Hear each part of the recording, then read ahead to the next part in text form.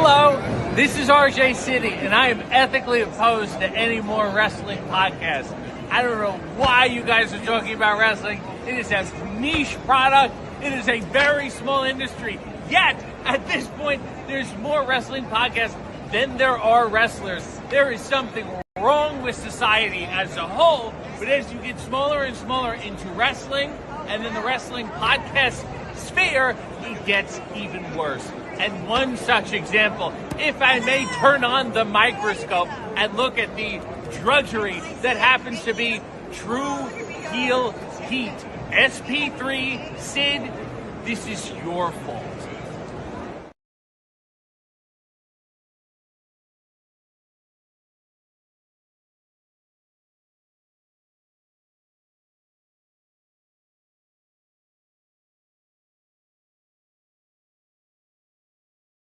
Hi, I'm the ballsy badass Shotzi Blackheart, and you're watching True Heel Heat. Hello.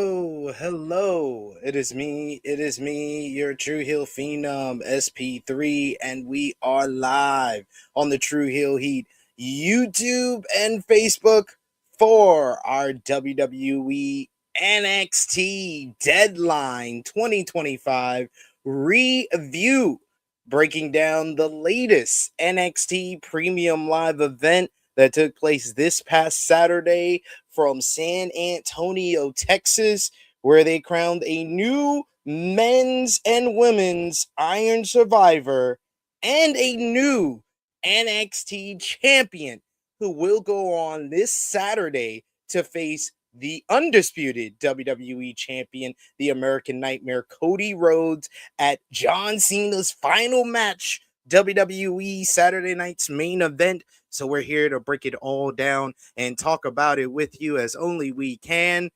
And to do that, I'm riding solo dolo for this review here, this pay-per-view review, as always. Though not as always, I'm usually joined with somebody, but it is a Monday, so I was like, you know what, True Heel Heat, the gang, they had the week off, they had the weekend off, the day off. It's a Monday.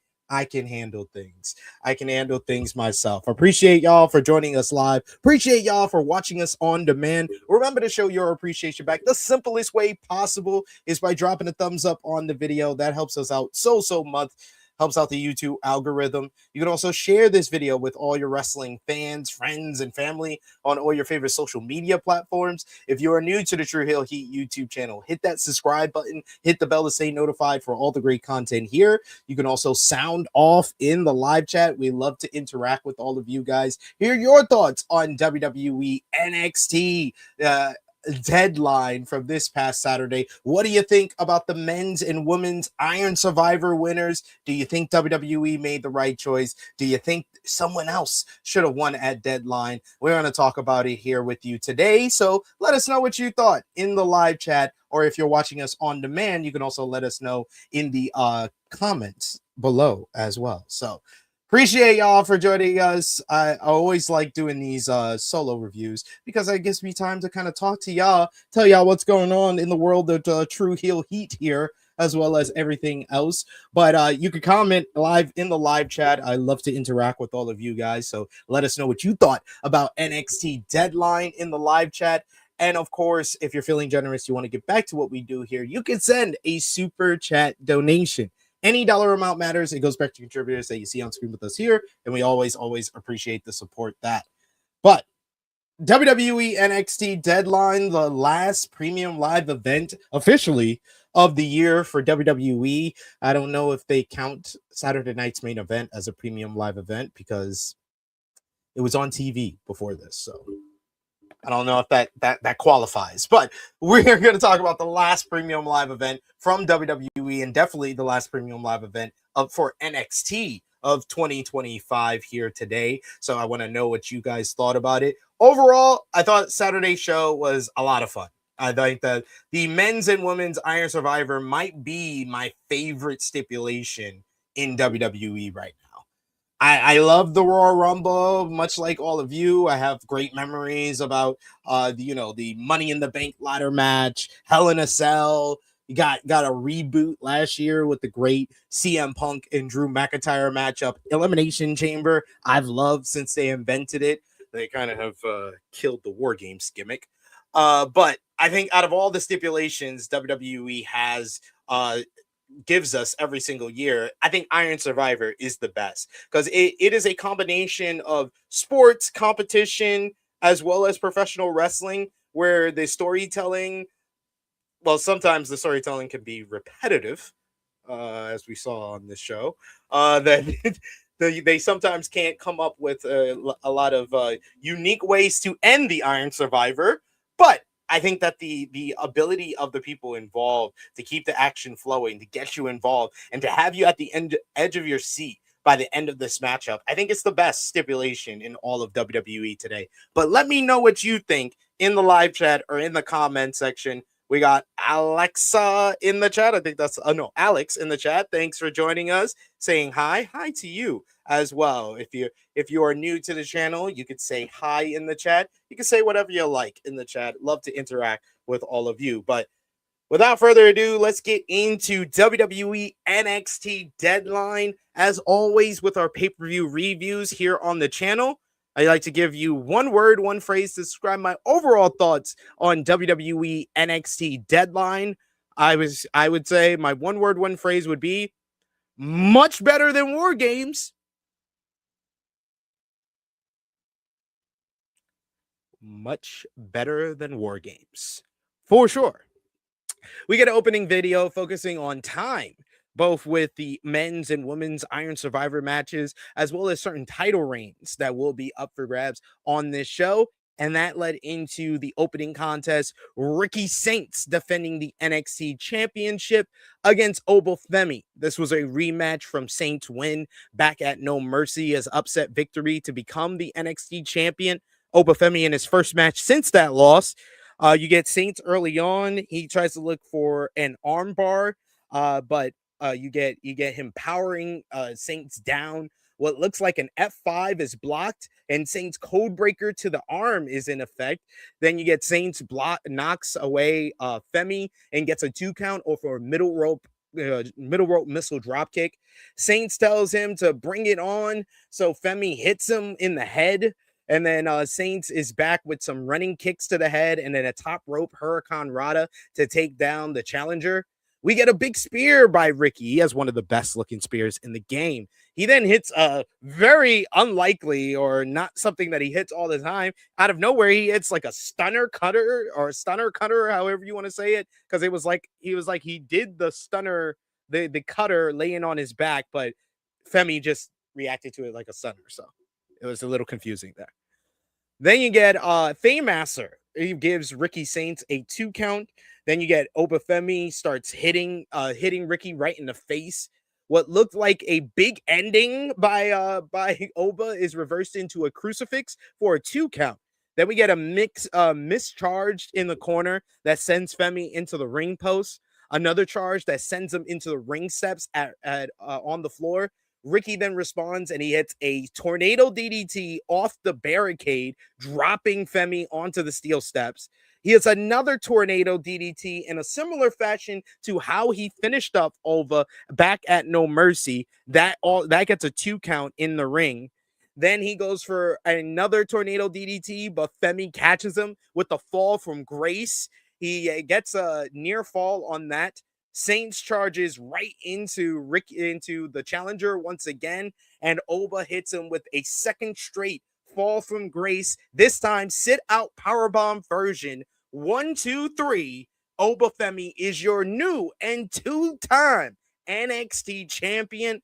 I thought this was a good matchup. Both guys know how to work well with each other. I thought Ricky played the role of underdog babyface, underdog champion, fighting from underneath, using his quickness and his resourcefulness and trying to beat Oba in the same fashion that he beat him at No Mercy. But Oba Femi was prepared. He was unstoppable. He did not let the tornado DDTs do effects to his head take advantage of him like it did back in September. And he proves himself as not only the biggest, but the most dominant force in NXT, winning back the NXT Championship.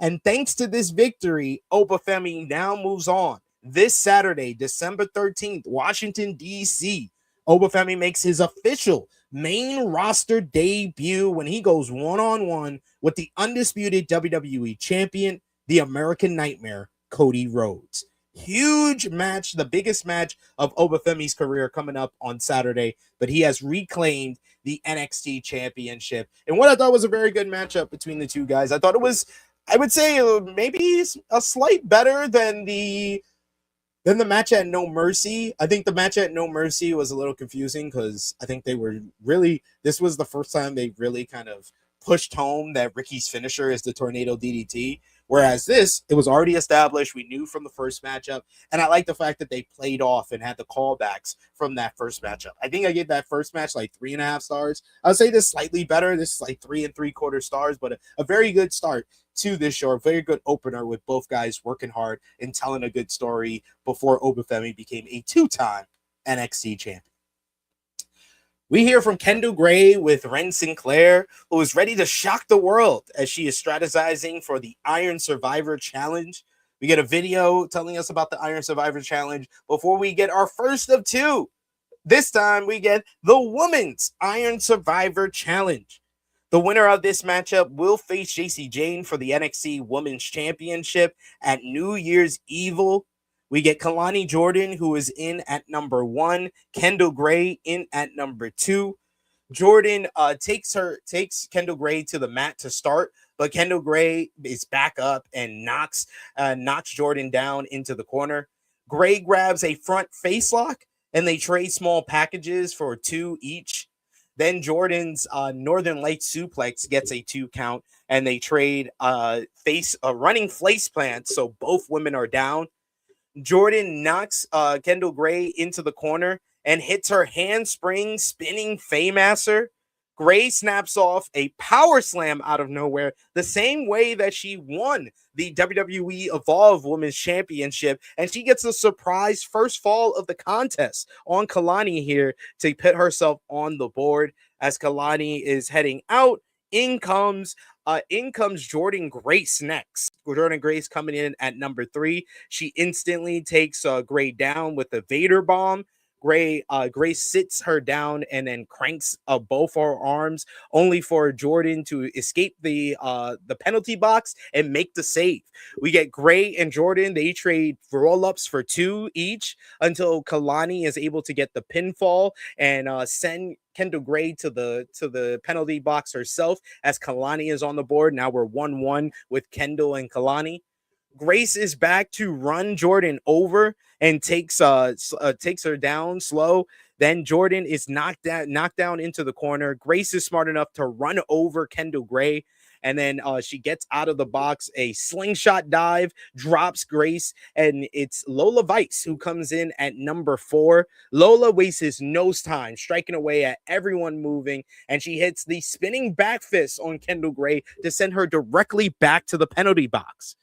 Vice sticks up with the striking and sends Kelani and Grace into the same corner and hits her. I'm a Latina, bum, bum, bum, shaking her ass with the big hip attack in the corner.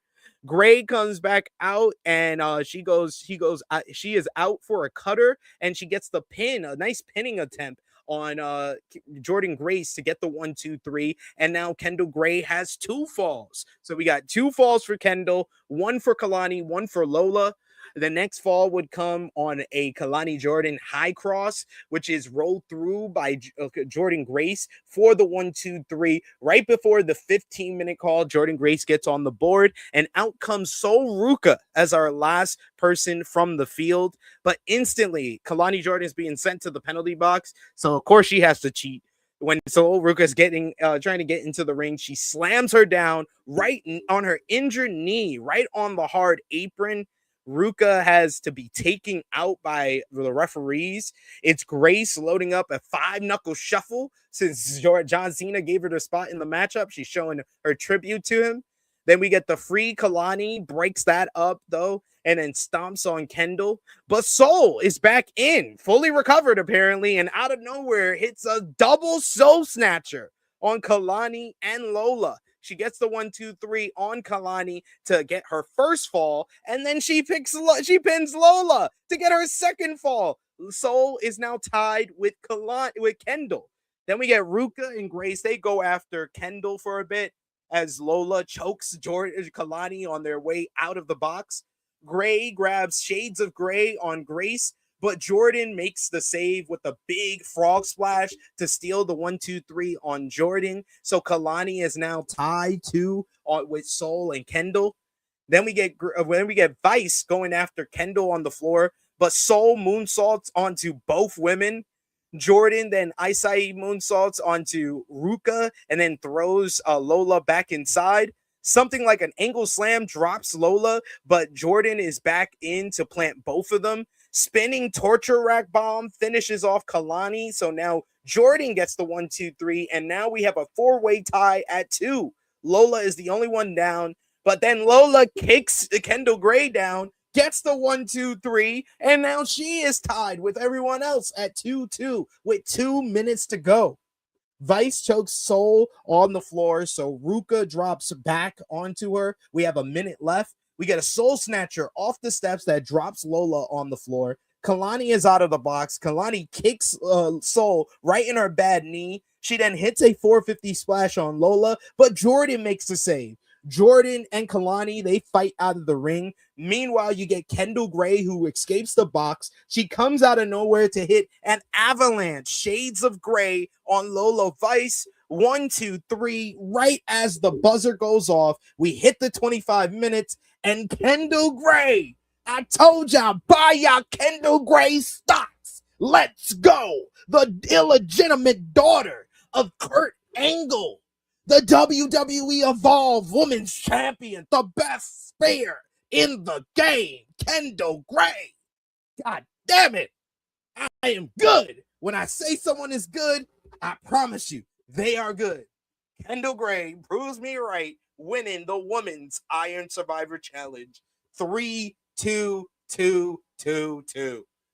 Man, what a finish to this matchup. The final 2 minutes of this matchup is probably the most exhilarating and thrilling of this entire card. The Women's Iron Survivor was so well laid out. Everything worked to a T. The drama was there, the storytelling, the rivalries that they were building off of with Sol Ruca and Kelani and Jordynne Grace. Kendal Gray had a spotlight moment. Lola Vice looked like a world beater, quickly coming in and getting the near falls. The Soul Snatcher looks amazing. Everyone got something out of this matchup. I think that this is one of the better Women's Iron Survivor challenges that they have done. This was so well done, especially that final 2 minutes. That final 2 minutes was like probably the most I've been on the edge of my seat for watching WWE television this year. And to see Kendal Gray win out in the end, that was special. That was awesome. She is well deserving of the win. I think Kendal Gray is well on her way to being the breakout star of the women's division in 2026, especially over on NXT as the WWE Evolve Women's Champion. I think she's going to be NXT Women's Champion maybe even beaten JC Jane at New Year's Evil. I don't know if WWE will go that far as of yet, but they have a girl in NXT in the Performance Center who has a ton of momentum. You don't get that all the time. I hope WWE learns you gotta push those people who get this ton of momentum, and no one has more momentum in NXT, especially in the NXT Women's Division right now, than Kendal Gray. This matchup was phenomenal. We got Christopher who gives it 3 stars. I think you are grossly underestimating what these women were able to accomplish on this show. This was a awesome matchup. I'm giving it 4.25 stars. This was great. This was great. There was a lot of great matches on this show, but I don't think anything was as laid out to have that much drama as much as the Women's Iron Survivor Challenge. After the matchup, we would see 2 of the participants fighting backstage, as we would have Kelani Jordynne and Jordynne Grace. They were found having a brawl backstage, getting into it. It was announced later on in the show that not only would these 2 women, what did I do there? Why is it showing this picture? I definitely put up the other picture that I was showing you guys. But yes, Jordynne and Kelani will go at it this Tuesday on NXT in a singles matchup. I mean, these 2 ladies have been at each other's throats for the last couple of weeks, ever since Kelani chose to team with Team TNA back at what was it? What was the name of that show? Showdown. Back at Showdown, and basically she was excommunicated from the NXT roster, the NXT locker room because of that, and it's led to some animosity. It led to the heel turn for Kelani, and it led to their interactions on this show as well as in the Women's Iron Survivor Challenge. So they'll go at it on Tuesday. Speaking of which, we'll have another big match on Tuesday, as backstage, Blake Monroe is going to issue an open challenge for the Women's North American Championship. Ava, for some reason, doesn't like that Blake Monroe is a fighting champion and tries to talk her out of doing the open challenge, which made no sense for a babyface general manager to tell her this. This was quite confusing, I must say. I don't know what the point is. The writing for Ava has been horrible throughout 2025, but this was another case where I was just like, who do they want this woman to be? I'm very confused on segment to segment who they want her to be or how they want to present her. We get the North American Championship up for grabs as All Ego Ethan Page defends against Lucha Libre AAA's Mr. Iguana. Page is defending and he shoulders down Iguana early on, leaving him in a prone dead Iguana position, I guess you could say. Page spins him around and accuses Iguana of being dead, earning himself an arm drag when he tries to lift him off. Nice move by Iguana. The way he was moving in this ring was a lot of fun. He was very, very vibrant and very animated with everything he was doing in this matchup. Iguana rolls Ethan up for a 2 count. He grabs the stuffed Iguana, Yayeska, and earning himself a DDT from Page. High crossbody gives Iguana a 2, though, and they head outside with Iguana hitting a big dive to the outside and keeping Page on the back foot. Page, though, sends him into the steel steps and then heads back inside with Page getting a bunch of green paint on his chest along the way. The green paint would just be absorbing to Ethan Page's body throughout this matchup. The stuffed Iguana, Yeska, bites at the fingers of Page at one point when he tries to grab at him. He then he tries to walk the ropes, does the running walk up, basically arm drag, but Page is ready for it, and he reverses things into a big power slam. Page then spits on the stuffed Iguana, and he throws it to the floor. The disrespect! What did the Iguana do to you, sir? What did the Iguana do to you? They fight to the top rope where Iguana gets crotched on the top, and then a super Ego's Edge is what Page is looking for, but instead he gets a super Hurricane Rana. Iguana's diving Hurricane Rana over the top takes Page down to the floor. Then a flying headbutt in the ring gets a 2 count.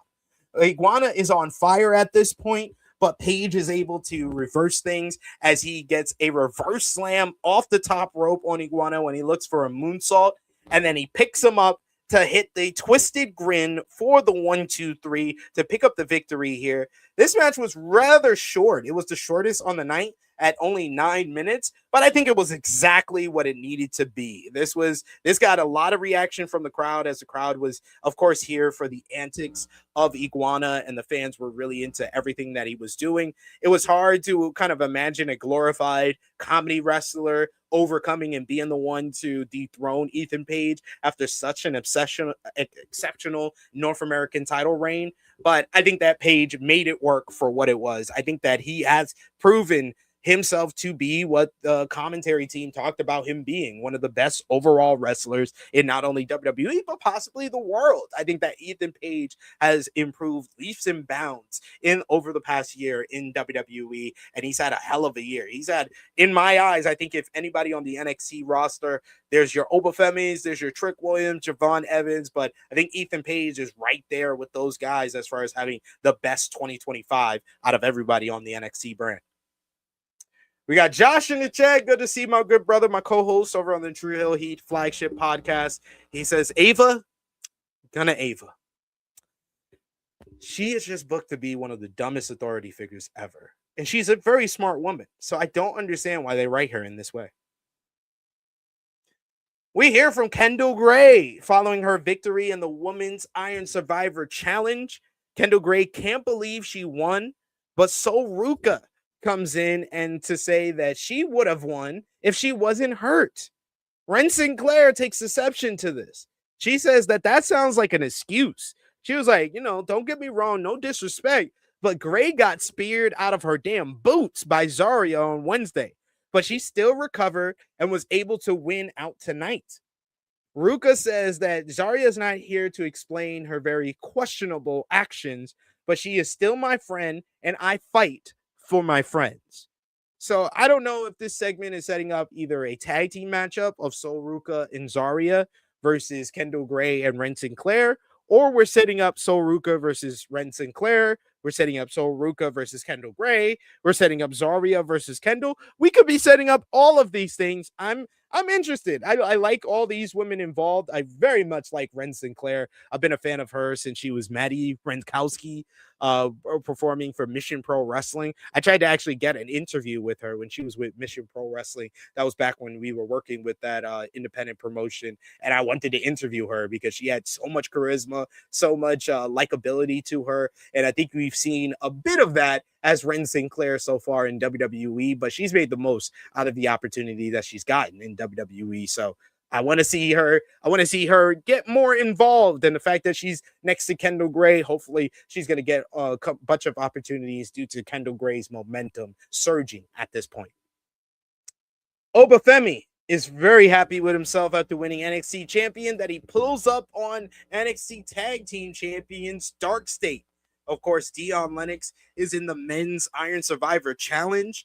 Oba tells Dion that he took care of his end of the bargain, and Dion promises that he will take care of his, and they will meet for the NXT Championship at New Year's Evil. And Oba just basically tells him, we'll see about that. Spoiler alert, we don't have to see about that. They try to fool me. They try to fool me with all this shit they did for Dion Lennox. They had Dion Lennox give up one of his tag team titles. They had him do a fucking 5-minute sit-down interview before the main event. And then they did this segment as well to try to drive home that Dion Lennox should be the favorite to win, even though everybody and their mama going into Saturday knew Javon Evans was the favorite to win. But I got fooled. I can't. I'm not gonna lie to you. They did a little much. They did a little too much for Dion Lennox, where I was like, damn, they gonna actually have this the dork state, one of these jabronis win this. And I was happy when I was wrong. We get a recap of the rivalry between Tatum Paxley and Izzy Dame next. We also got Josh, who says Soul sounding like Blue Jays fans after Game 7. Yeah, I was like, man, Soul, you are too good to be having this loser mentality of having excuses. This is what Knicks fans do. This is what Mets fans do. This is what they do. Jets fans do. Yes, I'm naming all New York teams. I grew up in New York, guys. I'm sorry. My only example of people who are losers, who talk a big game and make plenty of excuses, is New York sports teams, because New York sports teams just always do that. They always have an excuse for losing all the time. Even my teams, the New York Yankees, definitely like that. Brooklyn Nets, not so much, because no one lets them have an excuse for being as trash as they are. So evens out. Then we got our grudge match: Tatum Paxley and Izzy Dane, former friends colliding here. Paxley is all shaken up. What an entrance by Tatum Paxley. I don't think there's a better character worker in the NXT women's division than Tatum Paxley. She's so good at emoting and giving you different kind of context behind her emotions and her actions.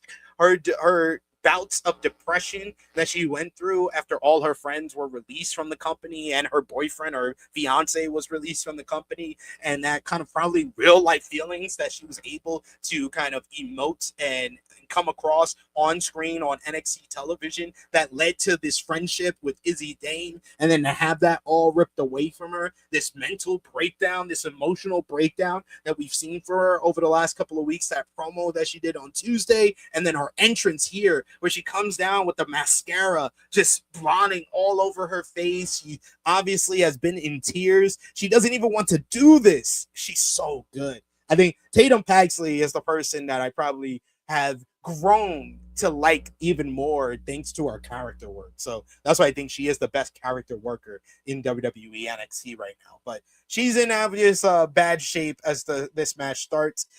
We get the culling. They come in, Sean Spears, Nico Vance. They cause a distraction, which brings in Izzy Dane, who tries to attack, but Paxley turns around as she's trying to get the one up on her.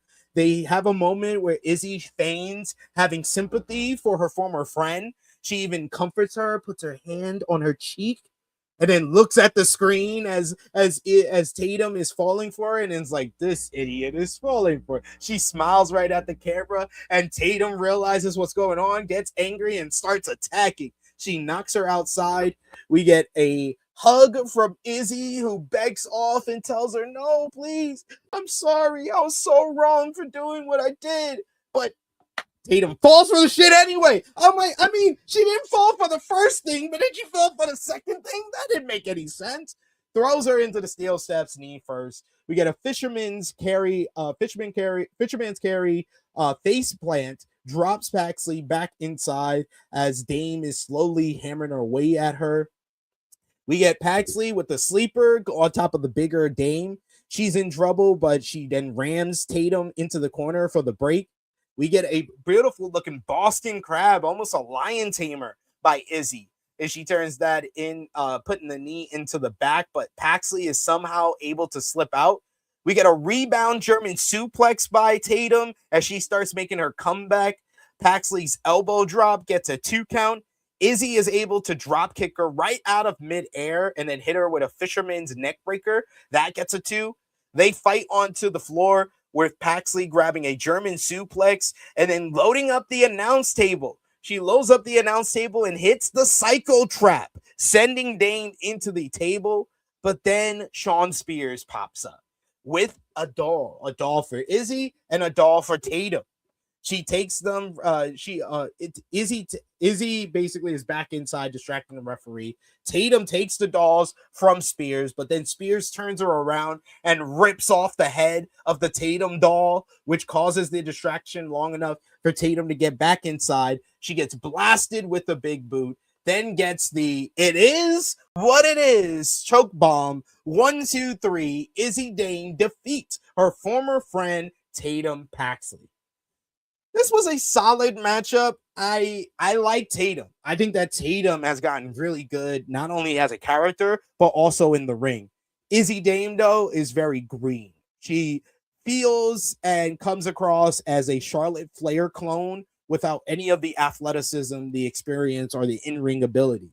I think that she has things that she's good at. She's good at being like the taller, more dominant woman and having this kind of like monster heel style in the ring, especially when she's facing a smaller competitor like Tatum Paxley. But I think that the in-between stuff, the psychology of the matchup, the posing to the crowd, getting as much crowd participation as possible, she has to work on those things. She has to fine-tune those things. This was very much a storyline style matchup. And I think it worked to that, and I expected Izzy to get the win here. So this was basically what about I expected. I gave this 3 stars. This was fine, solid work by both women, but nothing to write home about, and they weren't even trying to have the best match on this show, so I can't hold that against them. We got Josh who says, definitely the best woman's character on NXT.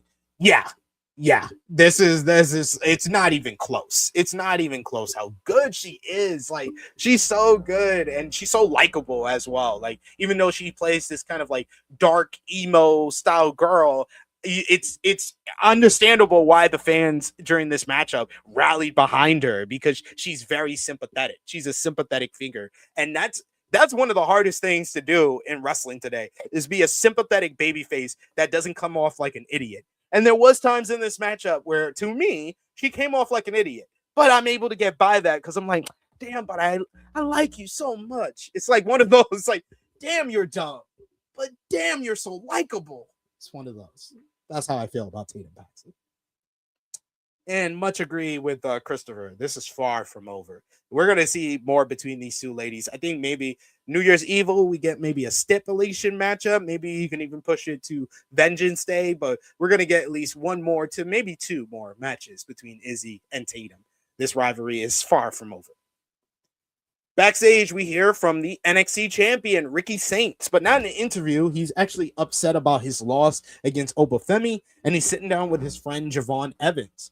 Javon tries to give Ricky a pep talk, telling him that he can be NXT champion again. He's going to rebound. He's going to pick himself up, and he's going to get another opportunity at the NXT championship. And even look at this. Look at the bright side. I'm going to go win the Iron Survivor Challenge, and I'm going to dethrone Oba, and then it'll be me and you for the NXT championship. Ricky kind of responds to that like, yeah, you're right.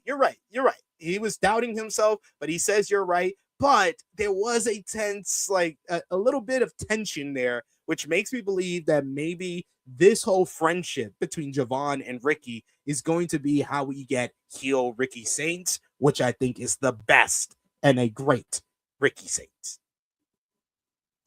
We hear from everybody's favorite dark web weirdo, Shiloh Hill, the winner of WWE LFG Season 2. He is back for his final chat before, I don't know. He says one time he watched squirrels playing and wanted to know what it would be like to communicate with them. Then he chased one of them and finally caught it. But the high school football coach at his school saw him and asked him to play. But that distracted him, and he lost his pet, the sacred squirrel. But that day, that's when he started playing football. Then he tells a story about getting in a fight. He talks about how he lost his tooth, and that how he has a tooth in his head. He said when he was a kid, losing a tooth, then we see that he's talking to a machine, which says that it's time for everyone to wake up. And apparently this machine is who he's been communicating all this crazy stories, all these dark web theories, and the fog and everything in between, squirrels and football and the Undertaker. He says that the Undertaker taught him how to tap into that dark side, that aggressive side of him, which makes him want to scream, and he just screams out of nowhere. I love Shiloh Hill. He is my favorite hillbilly weirdo and my favorite dark web weirdo. That's why I'm excited. This Tuesday, NXT, Shiloh Hill will be making his NXT debut. Can't wait. Dark web weirdos, stand up. Shiloh Hill, the next Undertaker, ladies and gentlemen. I'll let that marinate for a bit. We got Josh who says Ricky said he won't face his dad on Saturday. Go back and watch the True Hill Heat flagship podcast because Josh was not letting up on his foot on Ricky Saint's neck, along with the rest of the chat. Y'all are wrong for that. Y'all are so wrong. Finally, there was the men's Iron Survivor Challenge. We get a video explaining the Iron Survivor rules, and then we kick off the matchup with number 1, Leon Slater. Number 2, his tag team partner and good friend, Javon Evans. Evans' springboard cutter is blocked early on. They circle each other. They show that they know each other so well, knowing counters and reversals for everything the other man's going to do. They both catch kicks to the ribs and then put their foot down, only for Evans to hold on a bit longer, but Slater kicks him in the face. But Evans is back with the springboard Hurricane Rana. Evans gets in a kick to the face before they trade roll-ups for a 2 count each. Another springboard cutter misses as Evans settles for a jumping stunner. We get Slater breaks up another springboard, but charges into a Hurricane Rana pin from Evans and gets the 1-2-3. Javon Evans gets on the board with the first point before we get our second entrant at the 5-minute call, which was Miles Bourne. Miles Bourne revealed early on that he wanted the number 3 spot because he wanted to keep himself in the mix before anyone got too much of a lead. He wanted to be involved in the matchup. So that's why he wanted to come in at number 3, since he was the only one who could choose their spot. He clotheslines Evans down and then follows with an eye of the Hurricane for 2. An angle slam gets a 2 on Evans as Slater is back inside. Evans helps Slater kick Bourne in the head before knocking Slater down for 2. Then we get Dion Lennox coming out of Dark State in at number 4. He gets a number 2 count on a Northern Lights suplex on Miles Bourne. Then Evans is back up to slug away at Lennox until Slater is in to help stomp Lennox down in the corner. Bourne is back up to catch Slater in an electric chair, with Lennox adding a top rope clothesline, basically hitting the Dark State finisher. Lennox then hits an air raid crash on Evans for the 1-2-3 for Dion to get on the board 1-1 with Evans. Then we get Bourne, who plants Slater for a 2 count, then punches away at him in the corner. We get a running corner splash, hits Lennox, but Slater kicks Bourne in the face. Evans is back in with a hell of a springboard clothesline to Bourne, followed by a crazy looking dive to Slater. Back in, he hits a frog splash on Bourne for 2, and out comes the next entrance, none other than Joe Hendry. Joe Hendry comes in, and he's running wild. He gets a double fallaway slam on Evans and Slater, allowing Hendry to strike a pose. Lennox breaks up the standing ovation as Hendry sends him outside and hits a crazy-looking big dive onto the rest of the field. Then we get Hendry. He tries for a spinning fisherman's carry slam, and he finishes off Bourne with the standing ovation for the 1-2-3 to pick up the victory and to go 1-1 with Evans and Lennox. We get an exchange of roll-ups until Slater and Evans kick each other in the head to leave everyone down. The crowd is going crazy at this point with "This is awesome" chants. Bourne's time is up as he's been in the penalty box, but Lennox kicks the door right in his face. Evans is back up. He hits a crazy-looking swanton coast to coast on freaking Joe Hendry, but Slater drops Evans with the swanton 450. He then pins Hendry to get the 1-2-3, and Slater is on the board. We got a 1-1-1-1-1 tie between Evans, Lennox, Hendry, and Slater. Bourne is yet to get on the board until we get the Bourne again on Slater. But Lennox makes the save for a 2 count. Bourne again hits Bourne again on Lennox, and this time he gets the 1-2-3. It is now all tied at 1 between all 5 competitors with less than 4 minutes to go. Hendry is back up, and he beats on Lennox in the box as the other 3 slug it out on their knees. Slater is back in, and he cleans house. Everyone's outside the box is down. Then you get Lennox is out, but he throws Evans in with the door being locked because I have no idea really.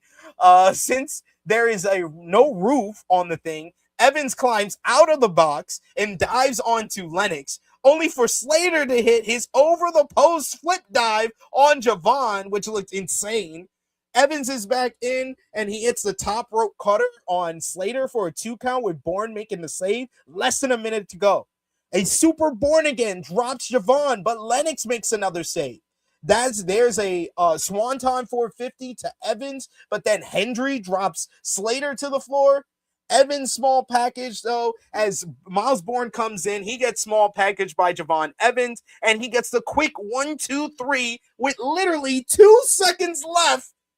Gets the victory. Javon Evans is able to do what he wasn't able to do last year. If you remember, in the men's Iron Survivor during last year's show, it was Evans who hit his OG cutter on Oba Femi and came mere seconds away from getting the cover and getting the win before time expired during the men's Iron Survivor. And 1 year later, he is able to redeem himself. He's able to get the win in the last seconds and guarantee a shot at the NXT Championship. Another thrilling final minute in this men's Iron Survivor.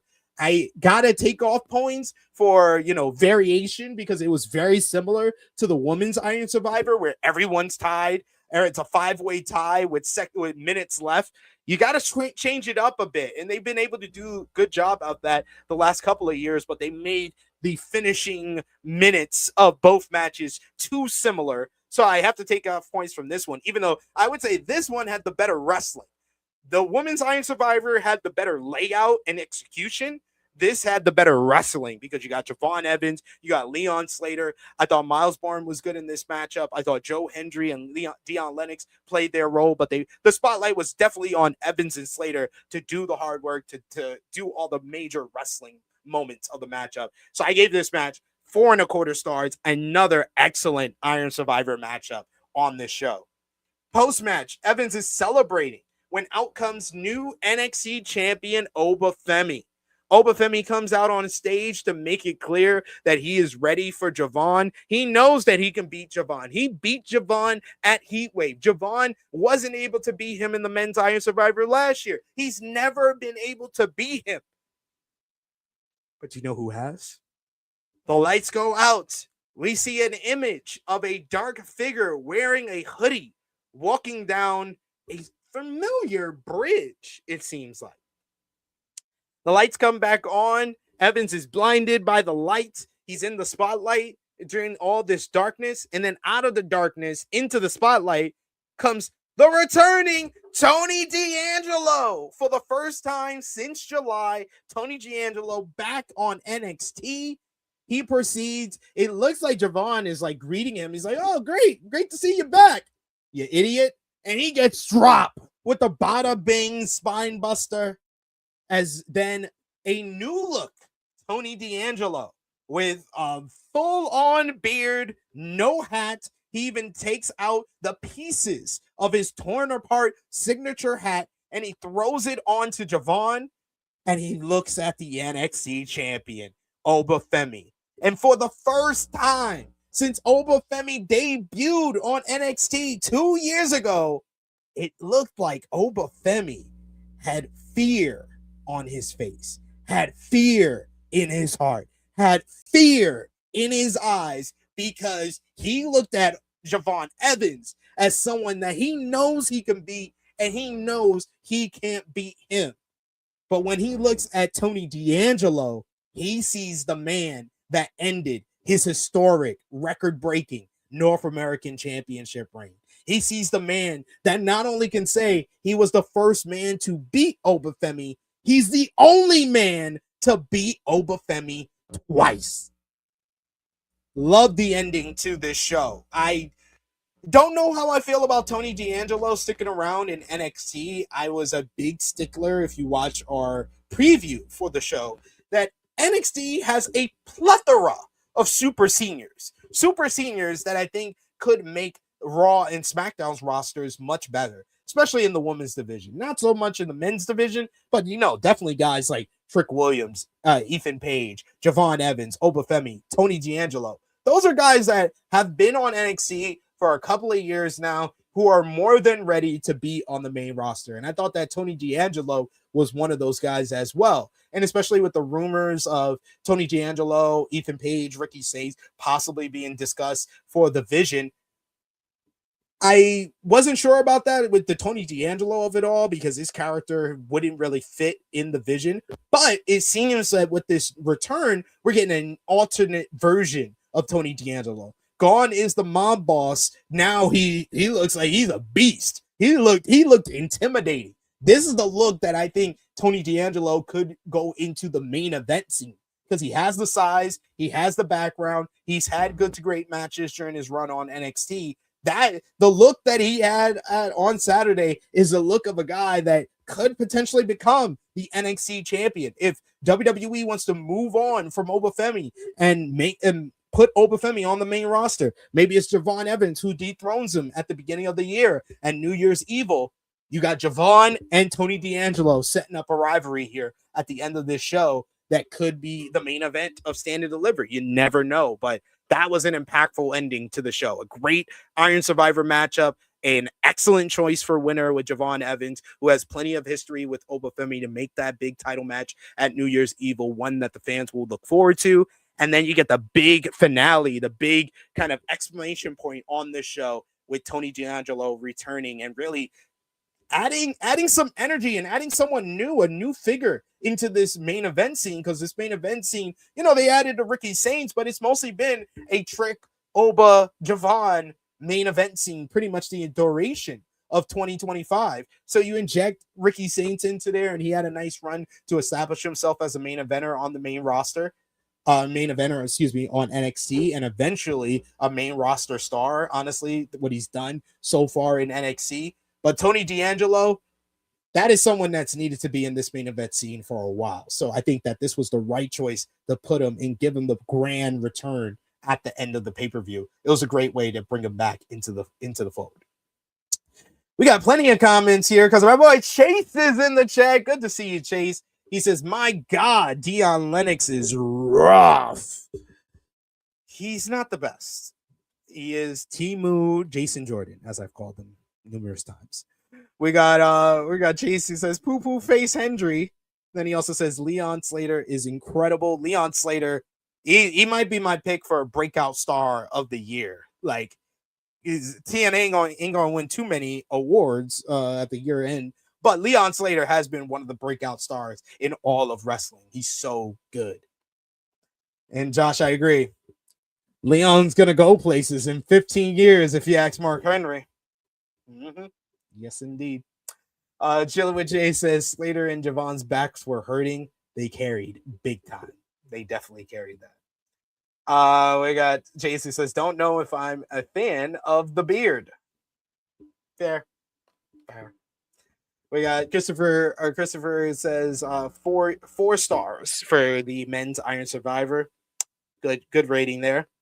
We got Josh who says Tony D, a 4th-year senior, going on 5th-year senior because he debuted in 2021. Yeah. Chillin' with Jay says Tony looks like if Seth went on the Fletcher diet. That's a good one. That was good, Chase. That made me laugh. Thank you. Chase says, Josh, he still somehow has 3 years of eligibility. I don't understand why they keep these guys in NXT forever. You are literally not doing what the whole concept of why NXT was created. NXT was created to create stars for the main roster. Not to have 5-year runs on fucking NXT. What the fuck are you doing for 5 years? You don't need to have these people on this brand for more than 3 years. 5?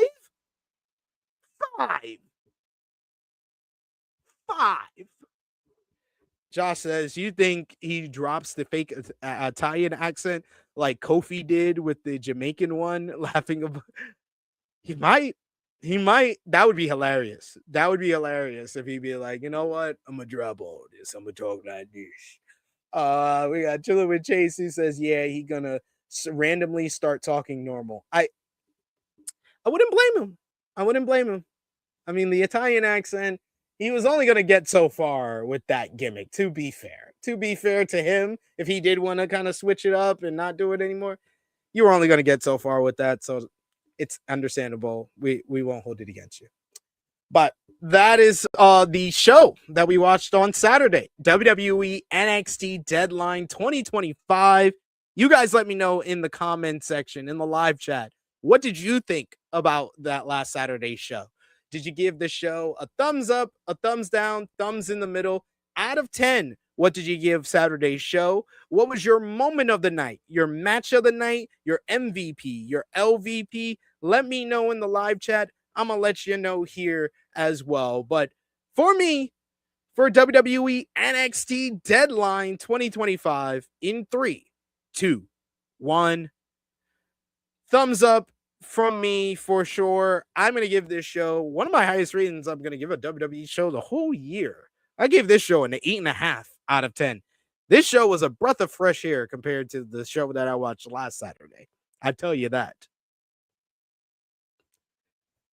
This blew War Games out of the water, and the main roster should be ashamed of themselves for how good NXT did on this night in comparison to the shit show, the mess, the clusterfuck that you gave us in San Diego. There was much more effort, much better wrestling throughout the night. There was nothing really bad on this entire show. Like, I think I didn't even give a rating for Ethan Page and Mr. Iguana. I give that 3 stars. I gave Ethan Page and Mr. Iguana 3 stars. I gave Izzy and Tatum 3 stars.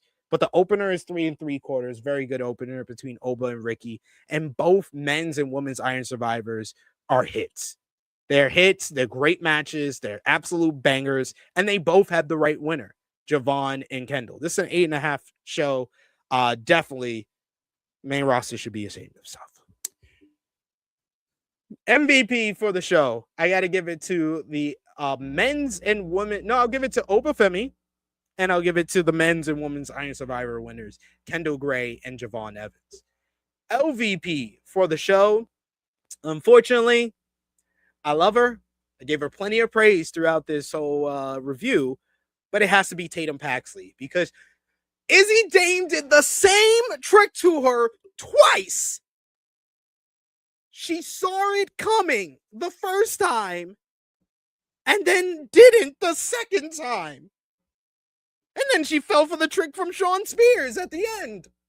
They made her into an idiot. But I like her. She's so likable. She's so sympathetic. I can't just call her a dummy and leave her alone. I actually have to root for her. Damn it! Tatum Paxley, LVP. Only because they booked her like a dummy. Match of the night, I'm gonna give it to the women's Iron Survivor. Like I said, I thought the men's Iron Survivor had better in-ring action, better wrestling. Javon and Slater doing much of the work in that regard, but everybody else looked good in that matchup too. But man, the women's Iron Survivor challenge had good wrestling as well, just not as good as the men's Iron Survivor. But the layout, the execution, and the timing of everything just was so pristine. It was so much better than the men's Iron Survivor. That was laid out and performed superbly.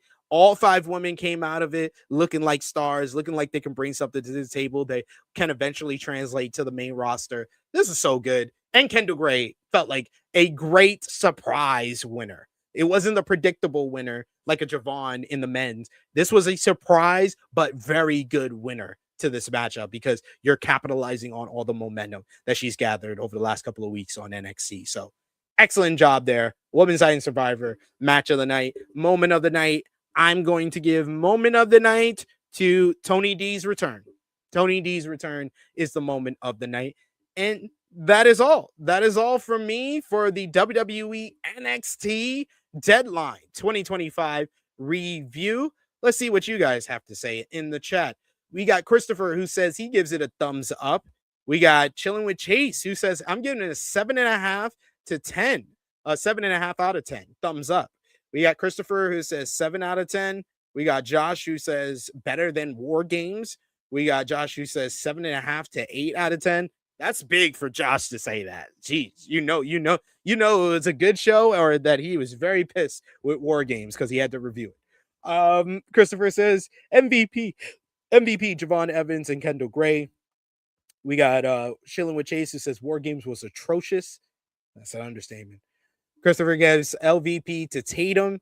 We got another MVP for Javon, another LVP for Tatum. We got match of the night to the men's and women's Iron Survivor. Chilling with Chase says moment of the night, the men's Iron Survivor ending. And he says match of the night, the women's Iron Survivor. And moment of the night for Christopher, the return of Tony D. Thank you guys in the chat. You guys are always great. Love to interact with all of you guys, especially when I'm doing these solo reviews. You guys are like my co-hosts, so I don't feel like I'm talking into the air, talking into the void. You guys make me feel like I'm listened to. I'm heard. But appreciate all of y'all that were watching on demand as well. If you haven't already, drop the thumbs up on the video, share this video with all your wrestling fans, friends, and family. Hit the subscribe button, hit the bell to stay notified for all the great content here. And you can also follow me on the Twitter machine at TrueHillSB3. Follow the gang, Facebook, Twitter, Instagram, TikTok at TrueHillHeat. Patreon.com/TrueHillHeat. $3 a month gets you exclusive content. The best way to support us when we are not live here. We got the GOAT Match series. Only one more episode left. That's going to be dropping either next week or the week after. So be on the lookout for that. But this week on Patreon, we'll have our Ring of Honor Final Battle 2025 review, where I'll break down all the action from the latest Ring of Honor event, their biggest event of the year, Final Battle. Athena and Persephone in the main event. The survival of the fittest for the ROH World Championship. Mercedes Moné dethroned. We're going to talk about it all. So join us, patreon.com/TrueHillHeat. $3 a month. You can check that out. That's dropping this week. We'll also have it available over next weekend for all members of the channel as well.